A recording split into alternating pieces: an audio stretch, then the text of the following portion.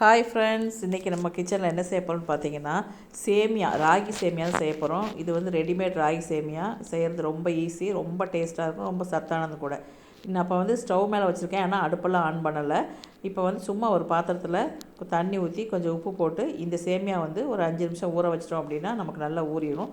அதுக்கு மேலே ஊற வைக்க வேண்டாம், 5 நிமிஷம் சரியாக இருக்கும். இப்போ 5 நிமிஷம் கழித்து நம்ம இட்லி பாத்திரத்தில் தண்ணி வச்சுட்டு தண்ணி கொதிச்ச உடனே இந்த ராகியை வந்து புழிஞ்சி எடுத்துகிட்டு இந்த ராகி சேமியாவை நம்ம வேக விடலாம். நமக்கு ஒரு 5 நிமிஷம் தான் ஆகும். ஆவி வந்ததுக்கப்புறம் நம்ம வச்சோம் அப்படின்னா ஒரு 5 நிமிஷத்தில் நமக்கு வெந்துடும். இப்போ வந்து இதை வெந்த சேமியா எடுத்து நம்ம தாளிக்கிறதுனா தாளிச்சிக்கலாம், காரம் போட்டு. இல்லை அப்படின்னா நம்ம இனிப்பாக சாப்பிட்டுக்கலாம். இன்றைக்கி வந்து நான் தேங்காயில் ஏலக்காய் பொடி போட்டு எடுத்து வச்சுருக்கிறேன். இதை வந்து நாட்டு சர்க்கரையோ வெள்ளை சர்க்கரையோ போட்டு நம்ம சாப்பிட்டுக்கலாம். அதே மாதிரி இது கூட நெய் வேணாலும் ஒரு டீஸ்பூன் நெய் சேர்த்துக்கலாம்.